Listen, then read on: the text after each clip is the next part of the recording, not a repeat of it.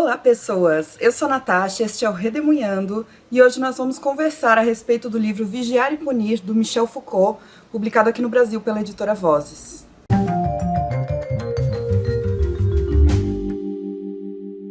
A tradução desse livro espetacular é da Raquel Ramalhete e o autor, Michel Foucault, foi um filósofo, historiador, crítico literário, professor universitário, além de outras coisas, francês, que nasceu em 1926 e faleceu em 1984. Esse livro, Vigiar e Punir, foi publicado pela primeira vez na França em 1975 e no Brasil só foi editado em 1984 pela primeira vez. O título é super adequado ao livro, eu vou fazer um pequeno resumo aqui do que cada parte do livro fala pra gente. Esse título, Vigiar e Punir, já dá uma pista gigantesca do que fala o livro, e o subtítulo também, que é Nascimento da Prisão, porque o Foucault vai tentar fazer com esse livro uma genealogia, é assim que ele chama, ou seja, um histórico da formação da prisão. Não da prisão como simplesmente um local de encarceramento, porque isso já existia há muito tempo, você aprisionar uma pessoa para puni-la, mas de como a prisão se tornou a principal forma de punição no Ocidente, no geral, e na Europa em particular. O foco dele nesse livro é a França. Então, para exemplificar a tese dele, ele vai se utilizar de documentos franceses principalmente. Mas dá para fazer uma certa transposição para outros países de herança francesa, como o Brasil, em alguns aspectos. O Foucault primeiro vai analisar como é que a justiça, o sistema judiciário, passou de um modelo específico, que é o modelo do suplício, para, depois do século XVIII, o modelo prisional. E sobre como a prisão vai realizar um trabalho de vigilância, além do trabalho de punição, mas um trabalho de vigilância sobre a sociedade e sobre, obviamente, os presos, que ele chama de delinquentes. O livro está dividido em 4 partes, chamadas suplício, punição, disciplina e prisão. Essa primeira parte, suplício, vai falar exatamente a respeito de como se dava a punição de crimes considerados bárbaros, né, crimes considerados hediondos, antes do século XVIII, principalmente na época moderna. O Foucault abre o livro descrevendo o suplício de um homem chamado Damiens, e ele vai ser, assim, o corpo dele vai ser supliciado, de fato, vai ser escorraçado, vai sofrer muitas dores. Aliás, é uma descrição super indigesta, para mim foi, na hora da leitura, eu fiquei um pouco agoniada. E ele vai mostrar como para aquela sociedade, politicamente, economicamente, socialmente, fazia sentido que as punições mais graves fossem de suplícios. Era, de certa forma, uma maneira de ser um espetáculo público, portanto, a ideia de uma punição exemplar, e, ao mesmo tempo, uma maneira de demonstrar o poder praticamente irrestrito do rei. Lembrando que até o século XVIII, dos séculos mais ou menos XV, XVI até o século XVIII, a gente tem a centralização das monarquias absolutistas na Europa. Então, a figura do monarca precisa estar extremamente fortalecida, e é justamente por meio do suplício que isso vai se reforçar.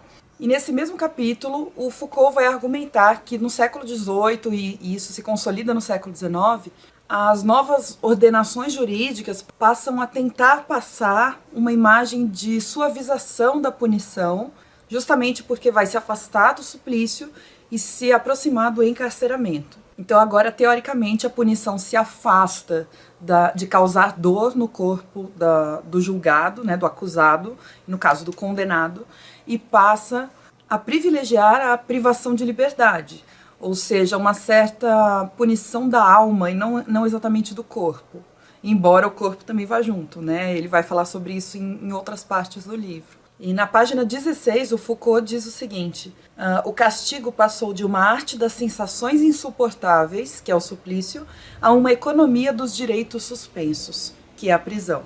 Então agora não é mais o corpo que vai sofrer, mas você perde o seu direito à liberdade. E aí dá pra gente pensar, e ele menciona aqui no livro também, que a guilhotina é, em certa medida, um modelo de morte penal típico desse período de transição, porque é uma morte pública, como o suplício, mas ao mesmo tempo é uma morte que deve ser rápida, limpa, eficiente e o mais indolor possível. E nessa parte do livro, a primeira parte, o Foucault vai fazer uma descrição detalhada de como aconteciam os julgamentos medievais e renascentistas, quais eram as regras para a aceitação da confissão do acusado, regras para tortura e como é que se dava a atribuição de culpa, como é que se definia a punição e como é que seria o suplício. E é nessa parte mesmo que o autor vai apresentar pra gente o conceito de microfísica do poder. Embora no começo ele não use esse termo, que vai permear todo o livro dele, não só esse livro, mas toda a sua obra como pensador, como filósofo. E quem me explicou direitinho esse conceito foi o Cadu, do canal Historiar-se. A gente leu junto esse livro e ele fez um vídeo também, eu vou deixar para vocês o link no box de descrição. E a ideia de microfísica do poder é porque o Foucault ele não acha que o poder está localizado em uma única instituição, em uma única pessoa, principalmente a partir do século XVIII. Ele detecta que o poder se espalha pela sociedade, se difunde, ou seja, que ele fica difuso, que ele praticamente não tem autor e não provém de uma única fonte, como por exemplo o Estado ou o capital. Não, ele acha que o poder está completamente espalhado por todos os atores sociais. E além disso, Foucault vai mostrar como o poder não é somente repressivo, ele também é o que ele chama de positivo. Então é como se o poder não apenas destruísse o indivíduo, mas construísse um novo indivíduo, um novo sujeito. E aí vai entrar a ideia de poder disciplinar, que é o poder da prisão.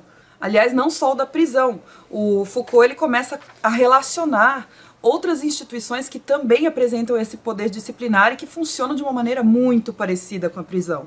Como, por exemplo, a escola, o quartel, o hospital psiquiátrico. Então, se você começar a perceber, a escola é cercada de muros, assim como a prisão, assim como o quartel, assim como o hospital psiquiátrico. Todos eles estão divididos em várias partes, em várias pequenas celas, por assim dizer, que são as salas de aula, que são as celas da prisão, que são os quartos ou as alas do hospital psiquiátrico, onde ficam os doentes. E ele vai analisar esses mecanismos de poder na terceira parte do livro. Então eu já volto aí nessa coisa de como é que a prisão é a mesma coisa que a escola. Vamos falar sobre isso. Só rapidamente, a segunda parte do livro, que chama-se Punição, vai analisar essa espécie de afrouxamento da penalidade oficial no decorrer do século XVIII, ou seja, a gradual supressão do suplício sendo substituída por uma modificação e por uma organização interna da delinquência. Ele analisa que antes havia mais crimes de sangue, como assassinatos, por exemplo. E a partir dessa ascensão da sociedade burguesa, dessa consolidação da burguesia no poder, não só no poder econômico, mas também no poder político, muitos dos crimes que passam a ser mais severamente punidos são crimes contra a propriedade privada, que é justamente o poder econômico da burguesia. Então, os crimes de roubo, por exemplo, passam a ser muito duramente punidos, que são os crimes que quem comete geralmente é o proletariado, é a população mais forte. E, em contraste, os crimes que são cometidos geralmente pela burguesia, como fraudes, evasões fiscais, esse tipo de crime é punido de uma forma mais branda, justamente porque é a burguesia que vai estar no poder, portanto, ela que vai fazer as leis, né? Então, para resumir essa segunda parte, o Foucault mostra por meio de argumentos e de muitos exemplos que as formas de punição passaram por uma espécie de racionalização econômica, tornar a pena mais efetiva e a mais econômica possível. Não só em termos monetários, mas também, por exemplo, quando você deixa de fazer um suplício e passa a fazer uma prisão, você está economizando o corpo da outra pessoa, você está economizando a dor também. E também nessa segunda parte ele vai mostrar como antes você tinha uma diferença do tipo de punição, dependendo do crime. Então, por exemplo, para quem foi violento, a pena seria dor, suplício, por exemplo. Para quem era considerado vadio, seria condenado a trabalhos forçados. E a partir de então, vai se construindo um sistema penal, um sistema jurídico, em que se generaliza o encarceramento como pena. Não interessa muito o tipo de crime, e aí o que vai variar não é o tipo de pena, vai todo mundo preso. O que vai variar é o tempo de prisão. E a terceira parte do livro, chamada Disciplina, para mim é a parte mais genial desse livro. Está dividido em 3 capítulos que, na minha opinião, são obras-primas do autor, e é justamente aqui que ele vai analisar todos esses mecanismos de vigilância que a prisão cria. O capítulo 1 chama-se Corpos Dóceis, e ele vai analisar como, a partir do século XVIII, com a implantação das prisões, das escolas, dos hospitais psiquiátricos e dos quartéis, os corpos das pessoas foram sendo educados, e aqui educados no sentido de tornados obedientes, tornados sujeitos a certos tipos de comportamento, de gestos e de posições, os quais obviamente vão servir a um certo tipo de controle.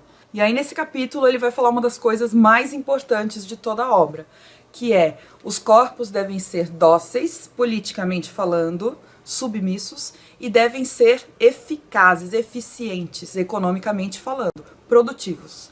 Então são os corpos dóceis e úteis. É isso que a prisão quer fazer. Eu acabei de comentar aí no vídeo que, para o Foucault, o poder disciplinar, ele não só é um poder destrutivo, como ele é um poder construtivo também. Ele chama de positivo, né? Porque ele cria novos sujeitos. E é nesse sentido. Quando a pessoa vai para a prisão, a ideia é que ela seja reeducada, e aqui, como eu falei, que ela se acostume com novos tipos de postura, de eficiência, com os quais ela não estava acostumada antes de ir para a prisão. É como se antes da prisão o corpo dela fosse indomável, fosse desobediente, e a partir desse tempo na prisão, essa pessoa vai aprender a se submeter a uma rotina, ou seja, a trabalhar numa fábrica. A fábrica é um outro lugar que vai seguir o mesmo modelo da prisão. E além disso, nesse capítulo ele explica muito bem o que é essa microfísica do poder. Essa maneira de como o poder passa a estar entremeado em toda a sociedade e não apenas concentrado em uma única instituição. Todo mundo absorve essa vigilância, essa necessidade de não só estar sendo vigiado, mas de vigiar o outro e de corrigi-lo. E acho que talvez o melhor desse capítulo, Os Corpos Dóceis, seja a análise que o Foucault faz dos mecanismos ou técnicas de disciplinarização do corpo que acontecem dentro da prisão. E aí a gente faz os paralelos com os outros lugares, com a escola, com a fábrica e etc. Eu não vou detalhar muito isso, eu vou deixar para vocês um vídeo do canal Se Liga Nessa História. A professora de Sociologia ela faz uma análise especificamente desse capítulo chamado Os Corpos Dóceis, e é uma análise excelente, então o link tá aí no box de descrição, vale a pena assistir se você gosta desse tema. Mas basicamente nesse capítulo Os Corpos Dóceis, o Foucault vai mostrar como é importante para você conseguir manter uma vigilância e um controle sobre aqueles corpos que estão na prisão, sobre aquelas pessoas, que se criem espaços individualizados, porque é muito mais fácil você controlar um indivíduo de cada vez do que uma massa de gente, que é o que ele chama de a arte das distribuições, é o quadriculamento. Pensa numa sala de aula, você isola os alunos, cada um na sua carteira, de forma a não haver muita bagunça, não haver muita comunicação entre eles. E o mesmo acontece na prisão. O segundo mecanismo é o controle da atividade, e com isso ele está falando muito de você dividir o dia em horários. São mecanismos de disciplinarização que estão ligados à gestão do tempo, basicamente, a tornar a rotina muito mais eficiente. O horário cronometrado, o controle total do tempo para tornar esse tempo que você passa na fábrica, na prisão e na escola um tempo útil de fato. E aqui um tempo útil para a produção de alguma coisa, né? Como é que você decompõe os gestos da pessoa que está ali submetida para que esses gestos fiquem milimetricamente precisos. Então, por exemplo, aqui no livro tem algumas figuras em preto e branco, e as figuras 10 e 11 mostram uma escola, ou 2 escolas, e cada posição em que o aluno deve ficar. O Foucault ele escolhe um documento que eu achei muito impressionante, um documento escrito, que descreve como é que deve ser cada gesto do aluno na hora de escrever. Então, para poder fazer caligrafia, o aluno tem que estar não sei quantos dedos de distância da carteira, as costas de um determinado jeito, a mão numa posição. Isso é o que é o detalhamento dos gestos. O terceiro mecanismo seria a organização das gêneses, que tem a ver um pouco com você tornar aquele bando de indivíduos, organizá-los de maneira que eles se tornem uma evolução produtiva, que todos eles consigam produzir muito no final. Então é organizar as atividades de forma que no final tudo fique mais produtivo. E o quarto mecanismo é a composição das forças. E aqui é pensar como é que o corpo individual pode colaborar com o todo. Mais ou menos pensar no corpo como sendo uma engrenagem dentro de uma máquina maior. E no capítulo 2 ele vai ter lá um subtítulo chamado Os Recursos para o Bom Adestramento, em que ele analisa como a sociedade disciplinar adestra os corpos, que antes eram, e aí eu cito o texto dele, abre aspas, multidões confusas, móveis e inúteis. Isso está na página 167. E passam a ser controlados, vigiados e disciplinados. E aí esse adestramento vai se dar por conta de outras técnicas disciplinares, que são o olhar hierárquico, e esse olhar hierárquico serão múltiplas vigilâncias que estão entrecruzadas, a sanção normalizadora, que é a punição por fugir da norma ou fugir do comportamento que era esperado, e o exame. Então aqui lembram, o exame médico é você estar sendo vigiado o tempo todo para ver se você está cumprindo o que se espera do seu corpo. O exame na escola, que é uma prova, por exemplo, os exercícios na escola, são também uma maneira de você vigiar o indivíduo. E o capítulo 3 dessa terceira parte chama-se o panoptismo. E o Foucault vai analisar o panóptico de Bentham. Bentham foi um outro filósofo mais antigo. E o panóptico de Bentham é uma estrutura física de vigilância total. Então, por exemplo, aquelas prisões em que você tem os muros cercando, no centro uma torre redonda que consegue vigiar todas as partes da prisão. Aliás, você nem sabe se tem alguém ali dentro vigiando, mas o importante é que você se sinta vigiado o tempo todo. Isso é o panóptico. A palavra, né? Pan significa tudo ou todos e óptico é ver. Então, no caso, essa torre é o que vigia tudo ao mesmo tempo. É incrível a clareza com que o Foucault descreve o mecanismo do panóptico de Bentham nesse capítulo. E remete demais ao sistema de vigilância total que é mostrado no livro 1984, do George Orwell, que é uma distopia, né? Uma sociedade em que todo mundo é vigiado o tempo todo pelo grande irmão. Mas mais importante do que ser vigiada é que a pessoa se sinta vigiada. E a quarta parte, para mim, foi a parte mais fraca de todas, na minha leitura, chamada Prisão. São 3 capítulos em que o Foucault vai mostrar essa consolidação do sistema carcerário como sistema de punição por excelência, um sistema generalizado. Tanto que, atualmente, nós pouco conseguimos imaginar um outro sistema punitivo, a não ser a prisão. Ele se naturalizou, parece que ele se tornou a óbvia e a única saída para a punição na nossa sociedade. E aí nesse capítulo ele vai mostrar como é que a prisão adquiriu essa força, essa espécie de unanimidade, mesmo sendo sempre um sistema falho. Então sempre houve críticas à prisão, mas ela se consolidou de uma forma tão absoluta que ela passou a ser vista como a única alternativa. E aí ele vai definir quem é o delinquente. O delinquente, para ele, é uma pessoa que precisa existir para que o sistema todo funcione. É um sujeito que é identificável, que comete ilegalidades e que é passível de punição. Então, a partir de agora, não se trata de uma criminalidade difusa, mas sim de uma criminalidade muito específica, bem localizada e facilmente identificável. E isso vai refletir na noção que se espalhou por aí, que hoje é muito comum, de que as classes baixas tendem para o crime. Por quê? Porque o olhar para a delinquência se dirige para aquelas camadas sociais onde foi determinado que aquilo seria facilmente localizável. Então você ter uma massa de delinquentes ou de potenciais delinquentes não só é mais cômodo porque permite uma vigilância mais eficaz, como também é mais útil para o poder. Então o Foucault ele chega a apontar uma tríplice, um tripé de sustentação, que é polícia, prisão e delinquência, e um fica alimentando o outro. Então, de conteúdo é isso, e agora eu posso dar as minhas impressões gerais a respeito do livro.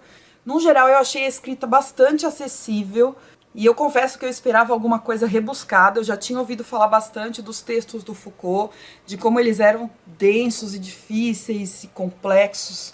E embora o texto possa ser denso às vezes, não é por ele ser, não é pela linguagem ser complexa. O tema é complexo. E o Foucault, ele faz questão de repetir muita coisa com palavras diferentes, o que torna os conceitos dele, o processo de raciocínio dele, bastante claro, pelo menos para mim. Eu achei que ele foi muito didático nesse livro. E outra coisa, eu acho que ele consegue um equilíbrio entre situações específicas e conceitos gerais que eu acho muito difícil de encontrar em outros pensadores, seja filósofos, seja historiadores. Geralmente, ou o filósofo e o historiador puxam para o lado do muito específico, e aí fica só dando um monte de exemplos, ou para o lado do muito geral, e aí fica completamente abstrato. E eu acho que o Foucault conseguiu esse equilíbrio aqui no livro, de trazer exemplos e aí depois generalizar, falar, ó, esse é um exemplo de como funcionava no geral naquela época, naquele lugar. Então isso para mim é uma medida de como um historiador, de como um filósofo escreve bem. Tem outros que fazem isso também, mas o Foucault me surpreendeu nesse sentido. A própria estrutura do texto é de uma compreensão muito fácil, porque ele sempre inicia o capítulo ou o subtítulo com a apresentação da ideia principal, aí ele desenvolve os argumentos e as explicações que ele quer dar, e no final ele reitera a tese que ele quis defender ali no começo. E assim, eu falei que a escrita é acessível, mas eu não acho que é a escrita mais fácil do mundo. Por quê? O Foucault usa períodos muito longos, então de vez em quando é necessário você voltar para ver qual o sujeito da frase, sabe? Do que ele estava falando no começo. Mas, assim, apesar de ser uma leitura densa, eu achei ela extremamente recompensadora. Foi um livro que entrou para os meus favoritos da vida. Ele esclarece muita coisa sobre a nossa sociedade. É um livro que tem notas de rodapé, e as notas de rodapé estão no rodapé, que é uma coisa que eu amo, não estão lá no final. Embora todas elas sejam notas de referência a outros trabalhos. Nenhuma delas que eu me lembre é uma nota explicativa. Então até que poderia estar no final, mas eu prefiro que estejam no rodapé. As limitações que eu encontrei, e aqui limitações não são defeitos necessariamente, mas que podem ser vistos como uma falha, dependendo da análise que você fizer. Primeiro foi esse foco exclusivo na Europa, porque eu acabei ficando muito curiosa para saber como é que funcionavam os sistemas punitivos em outros lugares do mundo. É óbvio que ele ter escolhido só a Europa e a França como foco tornaram o livro muito mais detalhista e muito mais aprofundado no assunto que ele quis tratar. Então, é uma crítica, mas ao mesmo tempo é um elogio também. E uma outra coisa que eu achei é que faltou interseccionalidade para analisar o sistema prisional, o sistema judiciário. Ele não aborda, por exemplo, os tratamentos diferenciados dados às mulheres, às pessoas negras, aos pobres ele até que fala mais, mas eu acho que faltou esses recortes também, pelo menos uma pequena fala a respeito desses grupos, que são grupos bastante afetados, principalmente as pessoas negras, os homens negros, e que são diferenciações que costumam acontecer muito na prática, mas nem sempre aparecem na letra da lei. E por fim, para acabar o vídeo, eu gostei muito que é possível fazer vários cruzamentos entre teorias de outros filósofos com as ideias do Foucault.